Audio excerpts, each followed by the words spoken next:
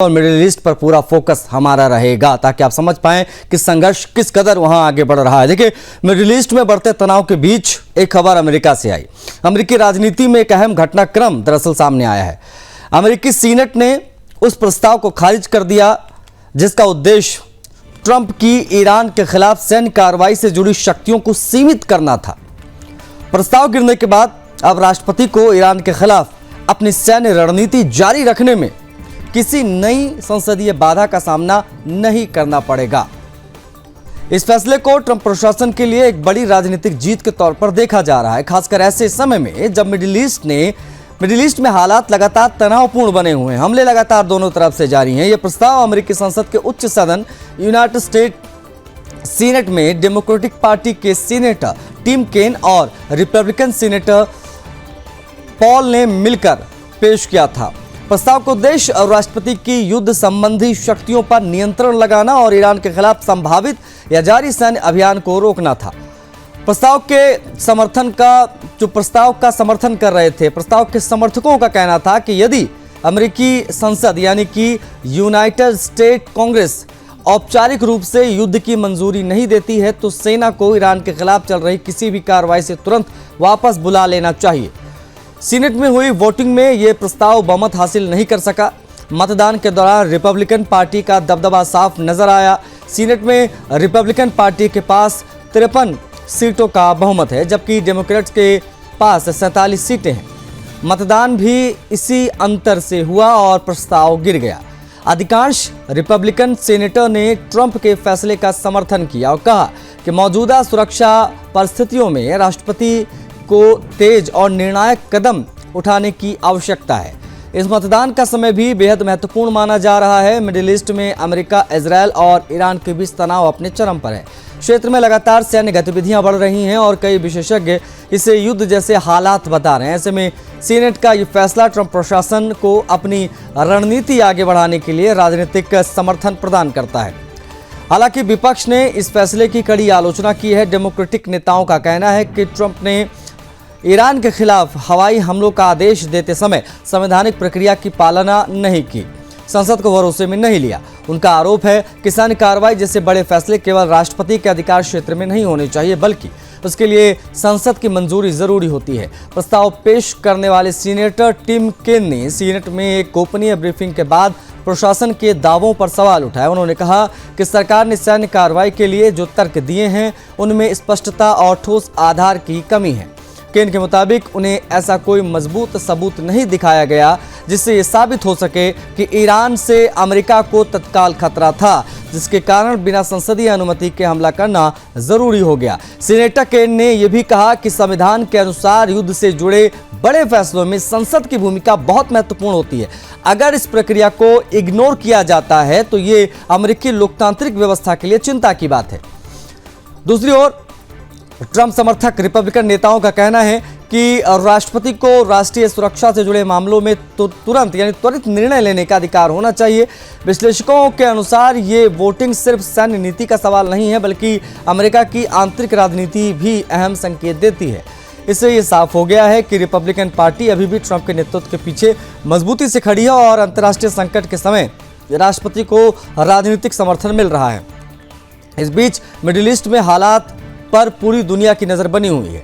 America, Israel और Iran के बीच बढ़ते तनाव ने वैश्विक सुरक्षा और तेल बाजारों को लेकर भी चिंता बढ़ा दी है। आने वाले दिनों में यह देखना महत्वपूर्ण होगा कि अमेरिका की सेना और कूटनीतिक रणनीति किस दिशा में आगे बढ़ती है, उसका क्षेत्रीय स्थिरता पर क्या असर पड़ता है।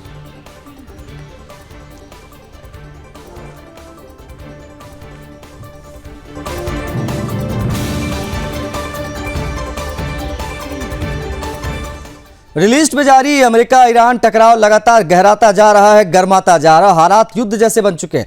देखिए, दोनों देशों के बीच में हवाई हमले, सैन्य कार्रवाई का सिलसिला थम नहीं रहा है, बढ़ रहा है। इनफैक्ट हालात इतने तनावपूर्ण हो गए हैं कि कई देशों ने अपने नागरिकों और छात्रों की सुरक्षा को लेकर एहतियातन कदम उठाए। इस कड़ी में ईरान की राजधानी तेहरान में स्थित भारतीय दूतावास ने वहां पढ़ रहे भारतीय स्टूडेंट को सुरक्षित स्थानों पर भेजने की प्रक्रिया भी शुरू कर दी है। दूतावास के अनुसार तेहरान में सुरक्षा स्थिति लगातार बिगड़ती जा रही है, इसीलिए भारतीय छात्रों को एहतियातन दूसरे सुरक्षित शहरों में स्थानांतरित किया जा रहा है। फिलहाल छात्रों को कोम शहर में भेजा जा रहा है, जो तेहरान से अपेक्षाकृत सुरक्षित है। भारतीय मिशन लगातार छात्रों और उनके परिवारों से संपर्क बनाए हुए हैं। आपको ये भी बता दें कि परिवार लगातार टच में है और स्थिति पर नजर बनी हुई है सभी की। अधिकारियों का कहना है कि छात्रों की सुरक्षा सर्वोच्च प्राथमिकता है और जरूरत पड़ने पर आगे भी कदम हम उठाएंगे। इस बीच पूरे क्षेत्र में सैन्य गतिविधियां तेज हैं। इजरायल ने भी संघर्ष के बीच में बेरूत में हिजबुल्लाह के ठिकानों पर निशाना बनाया। इजरायली हमले के बाद में लेबनान की राजधानी और आसपास के इलाकों में भी तनाव का माहौल बढ़ा है। माना जा रहा है कि कार्रवाई क्षेत्र में सक्रिय ईरान समर्थित संगठनों को निशाना बनाने की रणनीति का हिस्सा है। उधर ईरान के सरकारी मीडिया से जुड़ी फार्स न्यूज एजेंसी ने दावा किया है कि ईरान ने अमेजन के बहरीन स्थित डेटा सेंटर को निशाना बनाया है। एजेंसी ने अपने टेलीग्राम पोस्ट में कहा कि ये डेटा सेंटर अमेरिकी सैन्य और खुफिया गतिविधियों को तकनीकी समर्थन दे रहा है, इसलिए इसे लक्ष्य बनाया गया। हालांकि इस हमले को लेकर स्वतंत्र रूप से अभी तक इसकी पुष्टि नहीं हो सकी है, लेकिन इस दावे ने क्षेत्रीय तनाव को और बढ़ा दिया है। संघर्ष समंदर तक पहुंच चुका है। हिंद महासागर क्षेत्र में श्रीलंका के तट के पास में एक बड़ी सैन्य घटना की खबर सामने आई है। रिपोर्ट के अनुसार एक अमेरिकी पनडुब्बी ने ईरान के नौसेना युद्धपोत आइरिस डेना को टारपीडो से निशाना बनाया, जिसके बाद वो गहरे समंदर में डूब गया। बताया जा रहा है कि इस हमले में कम से कम 87 ईरानी नौसैनिकों की मौत हो गई जो उस पर तैनात थे। इस घटना ने दोनों देशों के बीच तनाव को और भड़का दिया है और इसे समुद्री युद्ध की बड़ी घटना के तौर पर देखा जा रहा है। देखिए, ईरान की शक्तिशाली सैन्य इकाई इस्लामिक रिवोल्यूशनरी गार्ड कॉर्प्स यानी IRGC ने सख्त बयान दिया। इनफैक्ट गार्ड्स का कहना है कि स्ट्रेट ऑफ हॉर्मुज को अमेरिका, इजरायल और यूरोप से आने वाले जहाज़ों के लिए बंद कर दिया गया है। ये स्ट्रेट ऑफ हॉर्मुज दुनिया के सबसे महत्वपूर्ण समुद्री व्यापार मार्गों में से एक है, जहां से वैश्विक तेल आपूर्ति का बड़ा हिस्सा गुजरता है। युद्ध की शुरुआत के बाद से इस समुद्री भाग पर जहाज़ों की आवाजाही लगभग ठप हो गई है।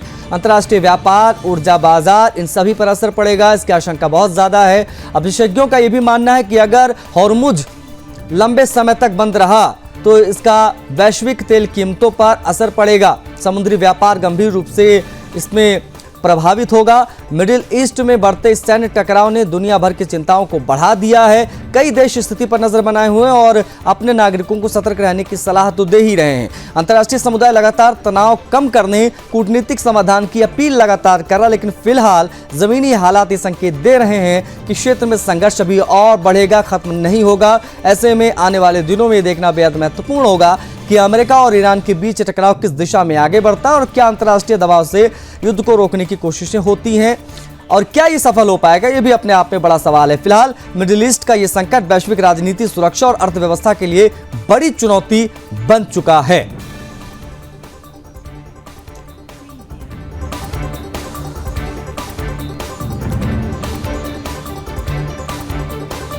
मिडिल ईस्ट में जारी अमेरिका ईरान टकराव के बीच अमेरिका ने स्वीकार किया है कि क्षेत्र में खतरा अभी भी पूरी तरीके से खत्म नहीं हुआ है। देखिए, अमेरिकी रक्षा मंत्री ने पेटे हेगसेथ ने कहा है कि ईरान की ओर से किए जा रहे कुछ मिसाइल और ड्रोन हमले अब भी अपने लक्ष्य तक पहुंच सकते हैं। हालांकि उन्होंने ये भी दावा किया है कि अमेरिका की सैन्य ताकत और तकनीकी क्षमता उसे ईरान के हवाई क्षेत्र पर तेजी से नियंत्रण स्थापित करने में मदद कर रही है। पेंटागन में आयोजित प्रेस कॉन्फ्रेंस में बोलते हुए हेगसेथ ने कहा कि अमेरिका ने पश्चिम एशिया में तैनात अपनी सेना और सहयोगी देशों की सुरक्षा के लिए एयर डिफेंस सिस्टम को काफी मजबूत किया है। उन्होंने बताया कि क्षेत्र में मिसाइल रोधी प्रणाली, रडार नेटवर्क और अन्य सुरक्षा व्यवस्थाओं को पहले से अधिक सक्रिय किया गया ताकि ईरान की संभावित सैन्य कार्रवाई का जवाब दिया जा सके। रक्षा मंत्री ने कहा कि किसी भी आधुनिक युद्ध में यह संभव नहीं होता है कि हर एक हमले को पूरी तरीके से रोका जा सके। उन्होंने कहा कि हमने रक्षा और प्रतिरक्षा की पूरी तैयारी की है, लेकिन इसका मतलब यह नहीं है कि हर मिसाइल या ड्रोन को 100% रोका जा सकता है। हमारा लक्ष्य सुनिश्चित करना है कि हम अधिकतम हमलों को विफल कर सकें और अपने सैनिकों, सहयोगियों को सुरक्षित रखें। हेगसेथ का यह बयान ऐसे समय में आया है जब पूरे क्षेत्र में ड्रोन और मिसाइल हमलों का खतरा लगातार बना हुआ है। अमेरिका और इजरायल द्वारा ईरान के खिलाफ सैन्य कार्रवाई शुरू किए जाने के बाद से मिडिल ईस्ट में तनाव काफी है। कई सैन्य ठिकानों और रणनीतिक स्थानों पर हमलों की घटनाएं सामने आ चुकी हैं और आ रही हैं, जिससे अमेरिकी सैनिकों की सुरक्षा को लेकर चिंता बढ़ गई है। इस प्रेस कॉन्फ्रेंस में अमेरिकी सेना ने उनके तमाम शीर्ष अधिकारी दरअसल मौजूद थे। आपको बता दें, उन्होंने भी माना कि अमेरिकी सैनिक अभी भी खतरे के दायरे में हैं। उन्होंने कहा कि मौजूदा हालात में जोखिम का स्तर काफी अधिक है और सैनिकों को लगातार सतर्क रहने की जरूरत है। उन्होंने कहा कि संघर्ष के मौजूदा स्वरूप को देखते हुए मान लेना गलत होगा कि खतरा खत्म हो गया है। उनके मुताबिक ईरान की ओर से मिसाइल, ड्रोन और अन्य असीमित सैन्य रणनीतियों का इस्तेमाल जारी रह सकता है, जिससे अमेरिकी ठिकानों और सैनिकों को नुकसान पहुंचाने की आशंका बनी हुई है। इस बीच रविवार को एक गंभीर घटना सामने आई जिसमें सुरक्षा व्यवस्था पर सवाल खड़े भी हो गए। कुवैत के एक नागरिक बंदरगाह में स्थित एक अभियान केंद्र पर ईरानी ड्रोन हमला हो गया, जिसमें 6 अमेरिकी सैनिकों की मौत हो गई। यह केंद्र मुख्य सैनिक ठिकाने से कई मील दूर स्थित था। मीडिया रिपोर्ट के मुताबिक यह अभियान केंद्र एक पोर्टेबल कंटेनर शैली की इमारत से बनाया गया था, जहां पर्याप्त सुरक्षा इंतजाम नहीं थे। इस हमले में जान गंवाने वाले एक सैनिक के परिवार के सदस्य ने बताया कि केंद्र अस्थायी ढांचे में बनाया गया था और वहां किसी बड़े हमले से निपटने के लिए पर्याप्त सुरक्षा इंतजाम मौजूद नहीं थे। इस घटना के बाद अमेरिकी सेना की सुरक्षा व्यवस्था और रणनीति को लेकर कई सवाल खड़े होने लगे। रक्षा मंत्री हेक्सेथ ने संघर्ष के संभावित समय को लेकर भी संकेत दिया। लड़ाई अपेक्षा से अधिक लंबी चल सकती है, उन्होंने कहा कि ट्रंप प्रशासन ने शुरुआत में जिस समय सीमा का अनुमान लगाया था उससे अधिक समय तक ये लड़ाई जारी रह सकती है। उनके मुताबिक ये संघर्ष 4 सप्ताह से लेकर 6-8 सप्ताह तक जाएगा या उसके आगे भी हम तैयार हैं। हालांकि उन्होंने किसी निश्चित समय की घोषणा करने से इनकार कर दिया। उनका कहना है कि युद्ध कितने समय तक चलेगा यह पूरी तरह से इस बात पर निर्भर करेगा कि मैदान में हालात किस दिशा में आगे बढ़ते हैं। हेक्सेथ ने यह भी बताया कि अमेरिका लगातार क्षेत्र में अपनी सैन्य ताकत को बढ़ा रहा है। उन्होंने कहा कि अतिरिक्त लड़ाकू विमान, बम वर्षक विमान और अन्य सैन्य संसाधन मिडिल ईस्ट में भेजे जा रहे हैं ताकि अमेरिकी सेना इसके सहयोगियों की सुरक्षा हम सुनिश्चित कर पाए। उन्होंने स्पष्ट किया कि अमेरिका के पास ईरान का मुकाबला करने के लिए पर्याप्त हथियार हैं और सैन्य संसाधन हमारे पास मौजूद हैं और वो इस संघर्ष में सफल होने के लिए जितना समय लगेगा उतने समय तक लड़ने के लिए उनके पास पर्याप्त हथियार है। मिडिल ईस्ट में जारी इस टकराव ने वैश्विक सुरक्षा चिंताओं को बढ़ा दिया है। कई देश स्थिति पर करीबी नजर बनाए हुए हैं और यह आशंका जताई जा रही है कि यदि संघर्ष और बढ़ा तो इसका असर पूरे क्षेत्र और वैश्विक राजनीति पर पड़ेगा। फिलहाल अमेरिका और ईरान के बीच में यह टकराव आने वाले हफ्तों में और तेज हो सकता है, इसकी संभावना बहुत ज्यादा है। ईरान के कुछ हमले अब भी टारगेट तक पहुंच सकते हैं, यह बात खुद हेक्सेथ ने कही है। अमेरिका ने एयर डिफेंस सिस्टम को मजबूत इसको देखते हुए कर लिया है। अमेरिकी सैनिकों पर खतरा बना हुआ, यह बात भी स्वीकार की गई, लेकिन यह कहा गया है कि जब तक युद्ध चलेगा तब तक लड़ने के लिए यूएस तैयार है।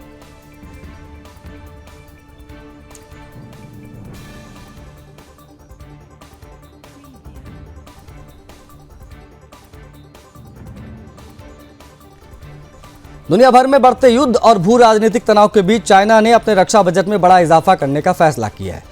अब चाइना क्या कर रहा है वो जान लीजिए। गुरुवार को चीन ने अपने रक्षा खर्च में करीब 10% की बढ़ोतरी की। इसके बाद कुल डिफेंस बजट बढ़कर इनका हो गया 275 अरब अमेरिकी डॉलर। वैश्विक स्तर पर बढ़ते सैन्य तनाव और शक्ति संतुलन की राजनीति के बीच इस फैसले को बेहद महत्वपूर्ण दृष्टि से देखा जा रहा है। चीन के प्रधानमंत्री ली केक्यांग ने यह घोषणा देश की संसद यानी नेशनल पीपुल्स कांग्रेस में पेश की। अपनी सरकारी कार्य रिपोर्ट के दौरान रिपोर्ट के मुताबिक राष्ट्रीय रक्षा के लिए लगभग 1.9 ट्रिलियन युआन यानी कि करीब 275 अरब डॉलर के बजट आवंटित किए गए। ये पिछले साल की तुलना में 25 अरब डॉलर से अधिक की बढ़ोतरी के तौर पर है। चीन के इस फैसले को ऐसे समय में देखा जा रहा है जब दुनिया के कई हिस्सों में युद्ध और तनाव है। पश्चिमी एशिया में यूनाइटेड स्टेट्स, इजरायल और ईरान के बीच संघर्ष तेज है। क्षेत्र में लगातार मिसाइल और ड्रोन हमलों की खबरें सामने आ रही हैं। ऐसे वैश्विक माहौल में चीन का रक्षा बजट बढ़ाना अंतर्राष्ट्रीय रणनीतिक संतुलन के लिहाज से महत्वपूर्ण कदम माना जा रहा है। विश्लेषकों का कहना है कि चीन अपने सशस्त्र बलों की तेजी से आधुनिक बनाने की दिशा में लगातार काम कर रहा है। इस बजट बढ़ोतरी का मुख्य उद्देश्य है चीन की सेना को तकनीकी रूप से और मजबूत बनाना, वैश्विक स्तर पर सैन्य शक्ति के मामले में अमेरिका के बराबर खड़ा होना। पिछले कुछ वर्षों में चीन ने अपने सैन्य आधुनिकीकरण कार्यक्रम को काफी तेज किया है। उसने आधुनिक युद्ध तकनीकों, साइबर क्षमता, आंतरिक रक्षा और नौसैनिक ताकत पर विशेष ध्यान दिया है। चीन ने हाल के वर्षों में कई अत्याधुनिक युद्धपोत, एयरक्राफ्ट कैरियर और उन्नत मिसाइल सिस्टम विकसित किए हैं। इसके अलावा 5वीं पीढ़ी के स्टील्थ लड़ाकू विमान भी चीन की सैन्य क्षमता को लगातार मजबूत कर रहे हैं। अगर पिछले वर्ष के आंकड़ों पर हम नजर डालें तो चीन का रक्षा बजट लगातार बढ़ा है। 25 में यानी 2025 में चीन ने अपने रक्षा बजट में 7.2% की वृद्धि की थी और इसमें करीब 249 अरब डॉलर तक पहुंचाया था। इससे पहले 2024 में भी चीन ने रक्षा खर्च में 7.2% की बढ़ोतरी रखते हुए इसे लगभग 232 अरब डॉलर यानी 1.67 ट्रिलियन युआन कर दिया था। आज स्थिति यह है कि अमेरिका के बाद चीन का रक्षा बजट दुनिया में दूसरा सबसे बड़ा माना जाता है। चीन के बढ़ते रक्षा खर्च का असर उसके पड़ोसी देशों की सुरक्षा नीतियों पर भी पड़ रहा है। एशिया के कई देशों में चीन की बढ़ती सैन्य ताकत को लेकर चिंता जताई गई। इस कारण कई देश अपने रक्षा बजट को बढ़ाने और सैन्य क्षमता को मजबूत करने पर विचार कर रहे हैं। विशेषज्ञ ये कहते हैं कि चीन द्वारा घोषित यह रक्षा बजट वास्तविक सैन्य खर्च का केवल एक हिस्सा हो सकता है।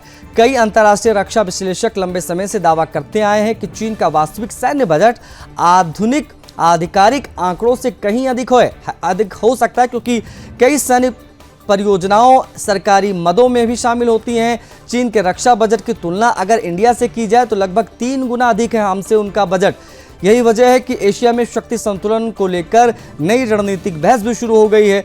अब चीन ने रक्षा खर्च बढ़ाने के साथ साथ अपनी आर्थिक वृद्धि के लक्ष्य में थोड़ी कटौती की है। सरकार ने इस वर्ष के लिए देश की जीडीपी वृद्धि दर का लक्ष्य लगभग 4.5 से 5% ही रखा है, जो पिछले वर्ष की तुलना में थोड़ा कम है। विश्लेषकों का मानना है कि चीन की रणनीति दोहरे लक्ष्य को दर्शाती है।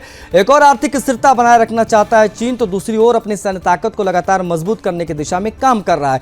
वैश्विक स्तर पर बढ़ते सैन्य तनाव, तकनीकी प्रतिस्पर्धा और क्षेत्रीय विवादों के बीच चीन का रक्षा बजट बढ़ाना और आने वाले समय में अंतर्राष्ट्रीय राजनीति और सुरक्षा समीकरणों को अधिक प्रभावित करने जैसा है। इसलिए दुनिया के कई देश चीन के इस कदम पर करीबी नजर बनाए हुए हैं। चीन ने रक्षा बजट में 10% की बढ़ोतरी की, उससे संबंधित एक खबर है। चीन के डिफेंस बजट में किस प्रकार की बढ़ोतरी की गई है। नेशनल पीपुल्स कांग्रेस में बजट का ऐलान भी वहां के प्रधानमंत्री ने कर दिया है।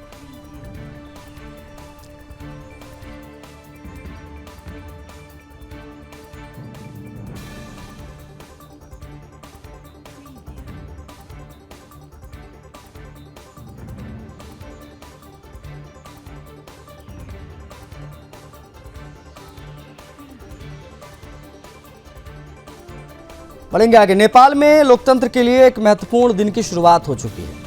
देश में गुरुवार को आम चुनाव के लिए मतदान हो रहा है, जिसे राजनीतिक रूप से बेहद अहम माना जा रहा है। ये चुनाव ऐसे समय में हो रहे हैं जब 2025 में हुए बड़े राजनीतिक उथल पुथल और जन जी आंदोलन के बाद देश की सत्ता व्यवस्था पूरी तरीके से बदल गई थी।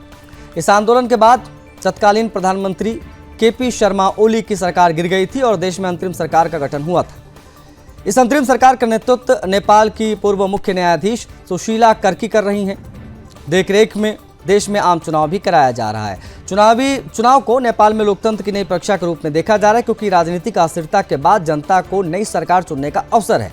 चुनाव आयोग के अनुसार पूरे देश में एक ही चरण में मतदान कराया जा रहा है।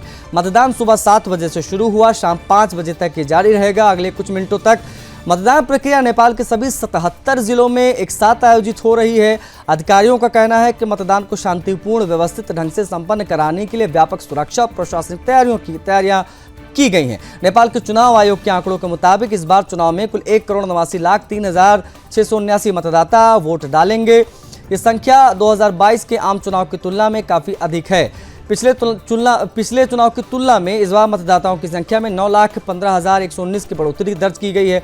चुनाव विशेषज्ञों का मानना है कि मतदाताओं की बढ़ती संख्या लोकतांत्रिक प्रक्रिया के प्रति जनता की बढ़ती भागीदारी की दर्शाती है। इस चुनाव की खास बात यह भी है कि मतदाताओं में युवाओं की संख्या बहुत अधिक बढ़ी है।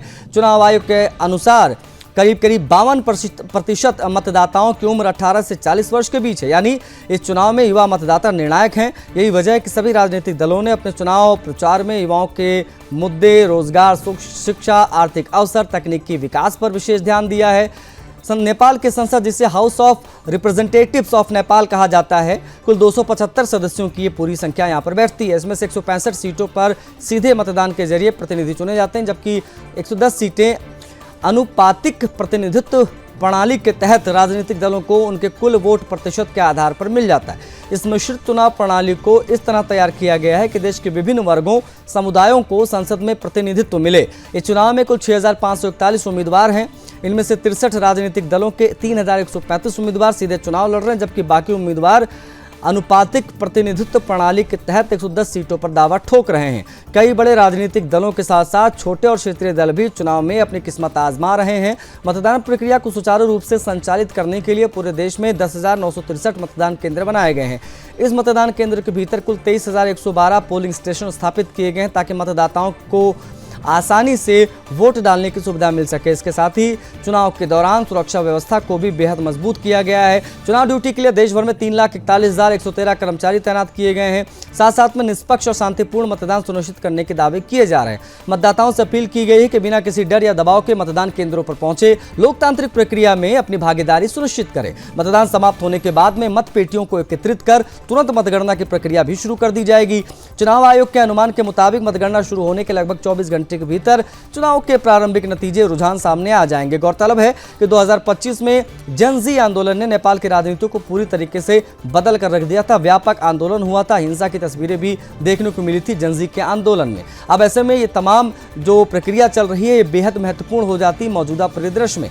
पूरे नेपाल के साथ साथ अंतर्राष्ट्रीय समुदाय की नजर भी इस चुनाव पर टिकी हुई है।